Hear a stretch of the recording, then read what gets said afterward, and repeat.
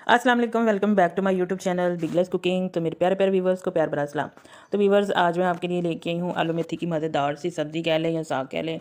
और मेथी को साफ़ करने का तरीका, कटिंग का सब कुछ बताऊँगी। और मज़ेदार आलू मेथी का सालन कैसे बने और कौन से टिप्स एंड ट्रिक्स हैं वो सारे मैं आपके साथ शेयर करूँगी, जिससे आपका मेथी का सालन जो है वो कड़वा नहीं बनेगा, मज़े का बनेगा। मेथी में वैसे भी बहुत ज़्यादा विटामिन और इसकी बहुत ज़्यादा फ़ायदा है। अगर किसी को पता चल जाए कि इतनी फ़ायदा है ये, तो ये सोने से भी ज़्यादा इसका रेट हो, इतने ज़्यादा इसकी फ़ायदा है। स्पेशली लेडीज़ के लिए तो बहुत बेस्ट है। तो आज मैं आपके लिए आलू मेथी की सब्ज़ी की रेसिपी लेके आई हूँ, तो आपने मेरे साथ जुड़े रहना। जल्दी से मेरी वीडियो